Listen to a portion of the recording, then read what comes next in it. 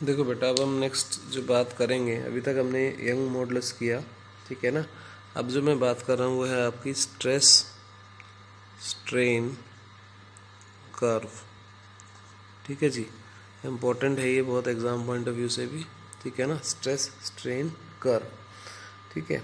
इसमें एक्सपेरिमेंट वही चलेगा आपका कि ये हमारे पास रिजिड सपोर्ट था, इसके बाद यहाँ स्प्रिंग था, फिर यहाँ हमने एक पेन लगा रखा था इस तरीके से, और इसका पॉइंटर था, और यहाँ पर हमारा स्केल था, ठीक है ना। ये वही हमारा एक्सपेरिमेंट, उसी एक्सपेरिमेंट पे ये ग्राफ हमने बनाया है, जो कि बनाया हमने स्ट्रेस स्ट्रेन ग्राफ बनाया है। ये हम ले लेते हैं स्ट्रेन, और यहाँ हम ले लेते हैं स्ट्रेस, ठीक है जी। स्ट्रेस स्ट्रेन कर्व है।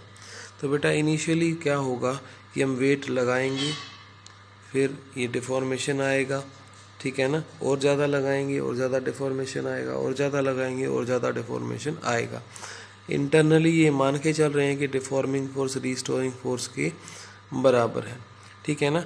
तो एक लिमिट तक, विद इन इलास्टिक लिमिट भी हम उसको कह सकते हैं, ठीक है ना। एक लिमिट तक तो ये एज इट इज चलेगा, इसमें कोई चेंज नहीं आएगा, ठीक है ना। तो एक पॉइंट मैं यहाँ पे रख देता हूँ ए, जिसको और इसको बोल देता हूँ ओ, स्टार्टिंग पॉइंट को। तो ओ से लेकर ए तक जो होगा आपका, वो होगा प्रोपोर्शनल लिमिट, जो कि इलास्टिक लिमिट से भी पहले है, ठीक है ना।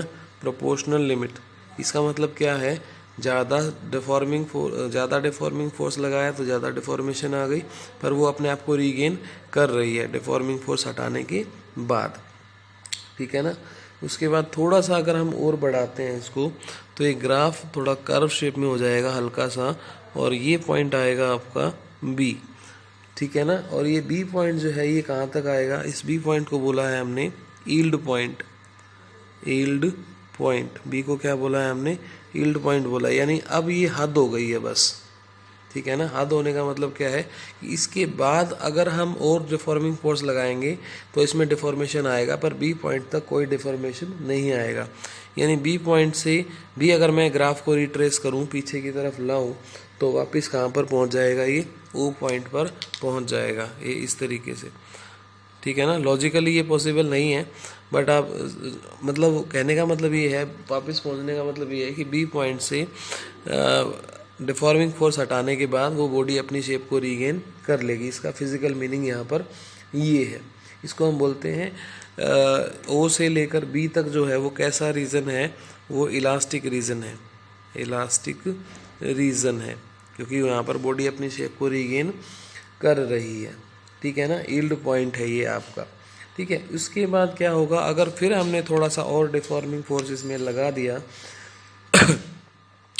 इस तरीके से, हम यहाँ आ गए सी पॉइंट पर, और हमने थोड़ा सा और डिफॉर्मेशन लगाया, तो अब इस बॉडी में परमानेंट डिफॉर्मेशन आना शुरू हो जाएगा, ठीक है ना। पहले ये यहाँ पर पहुँच रही थी रीस्टोर होने के बाद, पर अब यहाँ की बजाय यहाँ पर पहुँच रही है। और इसमें अप्रोक्सीमेटली आप ये कह सकते हो कि यहाँ पर 1 to 3% या 1 to 5%, 1 to 5% इसमें डिफॉर्मेशन आएगा ही आएगा। 1 से लेकर 5% तक का डिफॉर्मेशन यहाँ पर बनेगा ही बनेगा, ठीक है। अच्छा, अब इसके बाद आपने और ज़्यादा इस पर डिफॉर्मिंग फोर्स लगाना शुरू कर दिया, तो और ज़्यादा डिफॉर्मिंग फोर्स लगाना शुरू कर दिया, तो फिर इस तरह का ग्राफ आपको मिलेगा। इसमें आप चाहो तो 2-3 पॉइंट्स बना सकते हो, सी, और यहाँ लिख देता हूँ मैं डी, ई, और ये एफ, ठीक है ना। मैंने 2-3 पॉइंट्स बना दिए यहाँ पर। तो अब देखो यहाँ पर हम एक चीज़ नोट करना कि स्ट्रेस जो है आपका, एक बार आपने बढ़ाया, स्ट्रेस आपने बढ़ा रहे हो, आप स्ट्रेस की वैल्यू बढ़ रही है, तो साथ साथ स्ट्रेन की वैल्यू भी बढ़ रही है। उसके बाद और आपने थोड़ा स्ट्रेस बढ़ा दिया तो स्ट्रेन की वैल्यू भी बढ़ी, पर अब इसके बाद क्या होगा, देखो यहाँ देखना, स्ट्रेस की वैल्यू क्या हो रही है, कम हो रही है, बट स्ट्रेन तो आपका बढ़ रहा है। यानी अब अल्टीमेटली एक ऐसी स्टेज आ गई इसमें कि हमें डिफॉर्मिंग फोर्स लगाने की ज़रूरत नहीं है, उसमें ऑटोमेटिकली डिफॉर्मेशन होता जा रहा है, ठीक है ना।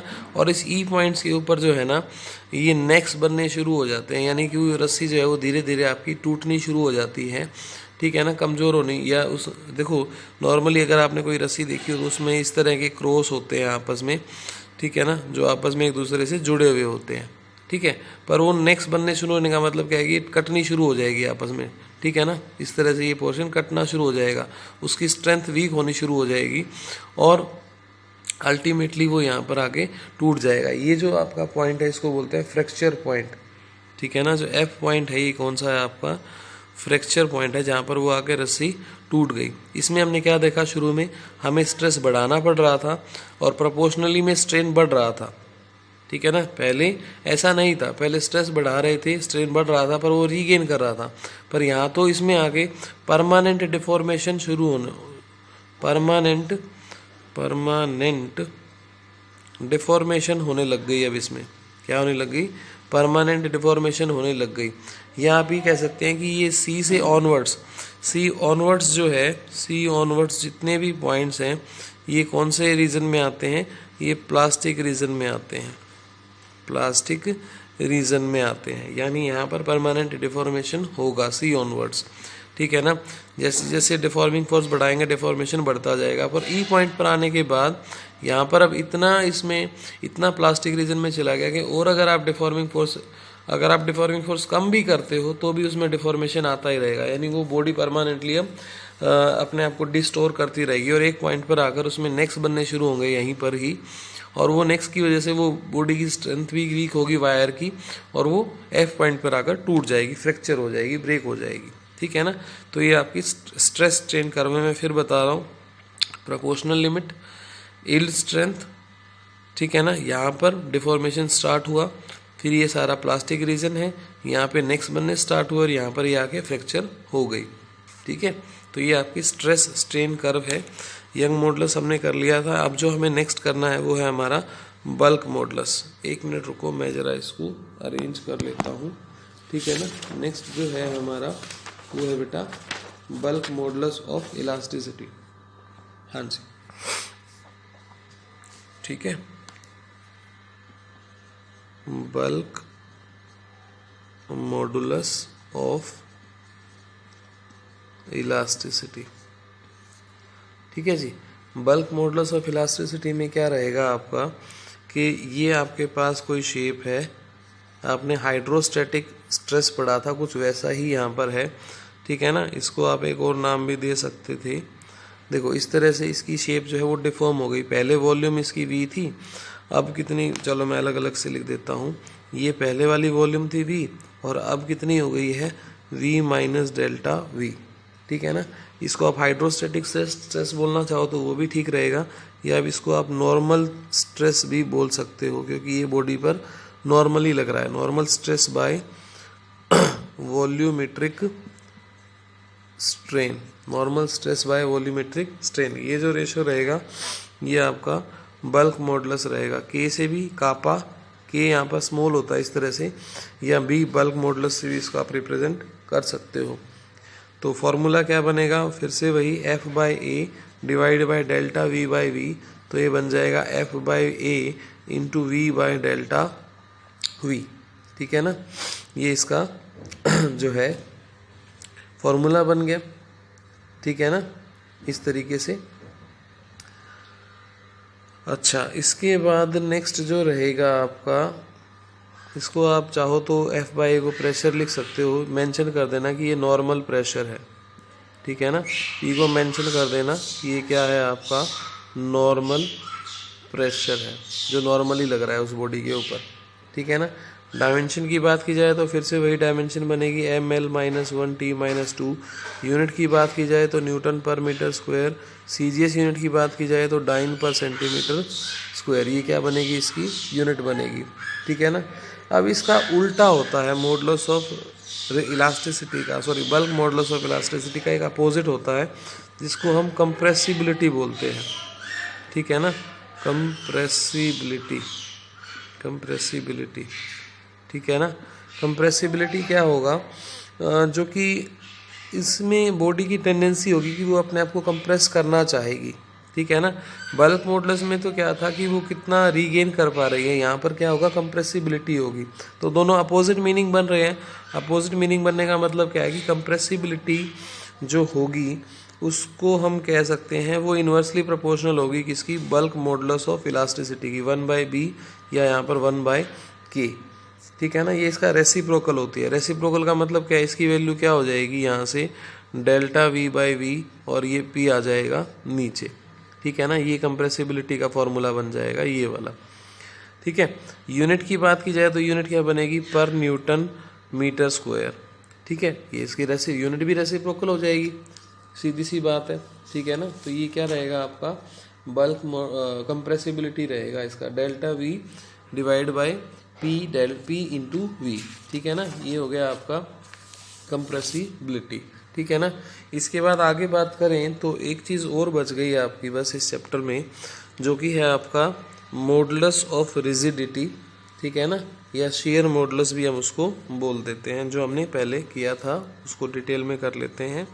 मॉडुलस ऑफ रिजिडिटी या हम कह सकते हैं शेयर मॉडुलस, शेयर मॉडुलस। ठीक है ना, तो इस शेयर मॉडुलस में होता क्या है, आप टेंजेंशियल स्ट्रेस लगाते हैं, टेंजेंशियल स्ट्रेस लगाते हैं और आपको क्या मिलता है, टेंजेंशियल स्ट्रेन मिलता है। मैंने आपको पहले भी इस डायग्राम से बताया था कि होगा क्या, उसका लोअर पार्ट जो है, लोअर प्लेन जो है वो फिक्स रहेगा और अपर प्लेन जो है वो क्या हो जाएगा, डिस्प्लेस हो जाएगा। ठीक है ना, अगर मैं इसको चलो यहाँ से दिखा देता हूँ आपको, कुछ इस तरह का बनेगा ये पहले इसी को पक्का कर लेते हैं। ये इस तरीके से है, ये इस तरीके से है। ठीक है, तो ये कुछ ये सिचुएशन थी आपकी। ठीक है, तो ये इस तरह से डिफॉर्म हो जाएगा, इस तरीके से ये कुछ ये हो जाएगा आपका डिफॉर्म। ठीक है ना, यानी ये हिस्सा ऊपर वाला हिस्सा आगे शिफ्ट हो गया। यहाँ पर एंगल कितना बना, मान लेते हैं डेल्टा थीटा एंगल बना। ठीक है ना, तो टेंजेंशियल स्ट्रेस क्या होगा आपका F/A और टेंजेंशियल स्ट्रेन कितना होगा आपका डेल्टा थीटा बाय थीटा। ठीक है ना, यहाँ पर मान लीजिए थीटा एंगल का पहले तो कोई था ही नहीं। ठीक है ना, तो थीटा हो जाएगा ये। ठीक है ना, या आप यहाँ से चाहो तो इनका नोमेनक्लेचर करके वैल्यू निकाल सकते हो। देखो अगर मैं सिंपल एक डायग्राम में बताऊँ तो ये नॉर्मल था नीचे फेस। ठीक है ना, ये यहाँ पर आपका पहले A पॉइंट था, ये O पॉइंट था, या B ले लो, O ले लो, कोई दिक्कत नहीं है। ठीक है ना, उसके बाद ये यहाँ से चल के यहाँ पर आ गया। ठीक है ना, ये A' पर आ गया और यहाँ से इसने डेल्टा L लेंथ की डिस्प्लेसमेंट कर ली। ये लेंथ कितनी थी इसकी, पहले L थी, यहाँ से लेकर O से A तक L था और A से A' कितना हो गया, डेल्टा L हो गया। ठीक इसी तरह से इस एंड पर भी होगा, इस एंड पर भी डिफॉर्मेशन आएगी। ठीक है ना, यही जितनी यहाँ पर हुई है उतनी ही यहाँ पर आएगी। तो थीटा क्या होगा, थीटा अगर यहाँ पे टेंजेंट थीटा ले लो तो टेंजेंट थीटा क्या होगा, परपेंडिकुलर बाय बेस। ये थीटा है, ये परपेंडिकुलर है, तो ये साइड तो बेस हो गई। ठीक है ना, और ये हो गया परपेंडिकुलर, तो delta L by L, delta L by L. ठीक है जी, तो आप ऐसे भी लिख सकते हो यहाँ से F/A by delta L by L, जो कि क्या बन जाएगा F/A into L by delta L। ठीक है ना, इस तरीके से भी आप शेयर मॉडुलस ऑफ रिजिडिटी को कैलकुलेट कर सकते हो। ठीक है, यूनिट्स वही रहेंगी, डायमेंशन भी वही रहेगा, डायमेंशन और यूनिट्स में कोई चेंज नहीं आएगा। ये इसका क्या रहेगा, सिंबल। ठीक है, इससे रिलेटेड मैं न्यूमेरिकल्स दे दूंगा आपको, करके देख लेना। ओके बेटा।